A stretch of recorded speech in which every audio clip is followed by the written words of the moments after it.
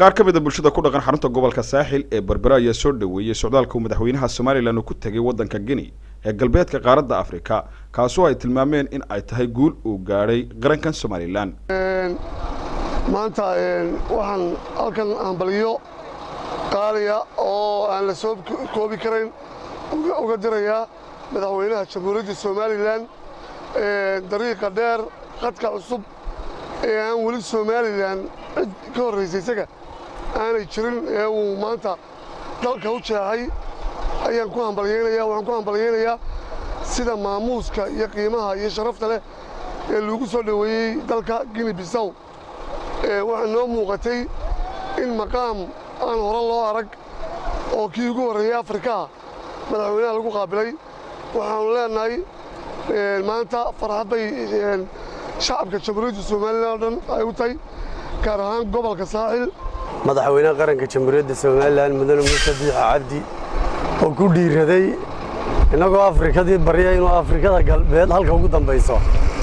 Afrika galbeed aan weligeed madaxweynaha jamhuuriyadda Soomaaliland u tagin uu tago halkaas oo meel uu isagu dalbaday aan ahayn dawladda Guinea Bissau jamhuuriyadda Soomaaliland madaxweynaheeda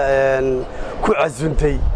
inuu Guinea Bissau yimaado sida madaxweynaha Guinea Bissau shacabka reer Guinea Bissau soo dhaweeyeen sharafta iyo qiimaha leh haddii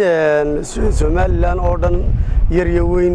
waxay leedahay madaxweynaha qaranka jamhuuriyadda Soomaaliland horumar aad ku tallaabsatay weeyaan xildhibaan Dheendho ka mid ah golaha guurtida ee Soomaaliland ayaa isaguna soo dhaweeyay socdaalkan madaxweynaha Soomaaliland ku tagay wadanka Guinea iyo sida loo qaabilay madaxweynuhu markuu degay ilaa iyo markuu dhoofay halkan ka dhoofay ilaa markuu degayay ilaa markuu garoonka diyaaradda ka raacayay uu hudheelkii deganaa tagay wax walba waxa ku jiraan social media waxba ma qarsoona bahalihiinana imka dadka ugu war badan waa ku mahadsantihiin sida qolada la socota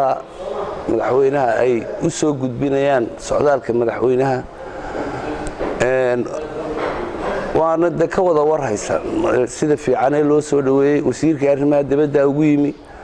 helicopteray magaaladii ku dhex marayaan gawaaridoodii baa calankii ugu xidhan yahay Soomaaliland airportkii baa loogu xidhay calamadii Soomaaliland iyo ay hor yaalaan marka waa wax wanaagsan weeyaan madaxweynuhu markuu meel tagayo inuu tiimkiisu ka sii shaqeeyaan ama cidda uu markaa u tagayo uu yiraahdo اعترافكي إلهي بانو هايساناي كي رير نبي آدن ني وين بان دوناي inuu noogu dhawaaqay sidii dalaaqoosay hayna loo soo dhaweeyay good safar fiican buu ahaa safar qurux badan buu ahaa safar wixii Soomaaliland jeclaa oo dhan ku farxeen buu ahaa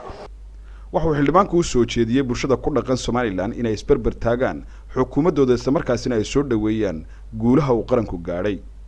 waxaan u soo jeedin lahaa waxa xun meelaha joogay qaylqaylinaya inay dareenkooda tusaan marka meel wanaagsan la tagay lagu xagxaganayo ama aan lagu xagxagtaa ama aan lagu xagxaganin mar walba inta dadku maqan yihiin dadka ay namarti qaadaan arkeen dareenkeena inay taageeraan oo idinka laftiinu bahalana dadka la dhex martaan